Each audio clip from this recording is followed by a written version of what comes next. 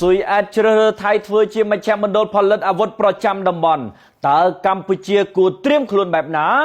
នៅក្រោមក្រសែភ្នែកអ្នកតាមដានស្ថានភាពយោធាក្នុងតំបន់ជាពិសេសកម្ពុជាកំពុងផ្ដោតការចាប់អារម្មណ៍ខ្លាំងទៅលើល្បែងយុទ្ធសាស្ត្រយោធាថ្មីរវាងប្រទេសថៃនិងស៊ុយអែតជាក់ស្ដែងកិច្ចព្រមព្រៀងទិញយន្តហោះចម្បាំង Gripen E/F តម្លៃជាង$500 លានធ្វើឲ្យក្រុមហ៊ុនការពារជាតិស៊ុយអែតសាប់បញ្ចេញផែនការបោះទុនវិនិយោគបន្ថែមនៅក្នុងប្រទេសថៃដោយមានមហិច្ឆតាចង់អភិវឌ្ឍប្រទេសឈ្លានពានលើកម្ពុជាមួយនេះឲ្យក្លាយទៅជាមជ្ឈមណ្ឌលបច្ចេកវិទ្យានិងផលិតកម្មវិស័យការពារជាតិប្រចាំតំបន់ការនេះកើតឡើងក្រោយព្រះមហាក្សត្រថៃយាងទៅរាជធានីស្តុកហូលកាលពីពេលថ្មីនេះមានសំណួរជាច្រើនចាប់សួរថាតើស៊ុយអែតកំពុងគាំទ្រមហិច្ឆតាឈ្លានពានរបស់យោធាថៃ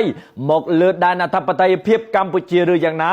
លោក Frederick Lindblom អនុប្រធាននិងជាប្រធានគ្រប់គ្រងក្រុមហ៊ុនសាប្រចាំប្រទេសថៃបានលើកឡើងថាក្រុមហ៊ុនកំពុងស្វែងរកដៃគូឧស្សាហកម្មថៃដើម្បីរួមគ្នាផលិតគ្រឿងបង្គុំយន្តហោះចម្បាំង Gripen មួយចំនួននៅក្នុងស្រុកក្រោមក្របខ័ណ្ឌគោលនយោបាយរបស់ប្រទេសថៃថ្មីនេះប្រទេសថៃបានអនុម័តដំណាក់កាលដំបូងនៃគម្រោងលទ្ធកម្មយោធាដើម្បីទិញយន្តហោះចម្បាំង Sabja 39 Gripen E/F ចំនួន4គ្រឿងដែលមានតម្លៃប្រហែល$19.5 លានឬស្មើប្រមាណជាង$500 លាន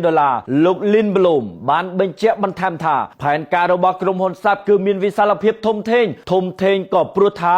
មិនមែនគ្រាន់តែជាការប្រគល់យន្តហោះចម្បាំងឲ្យប៉ុណ្ណោះទេប៉ុន្តែផ្ដោតលើកិច្ចសហប្រតិបត្តិការឧស្សាហកម្មការពារជាតិរយៈពេល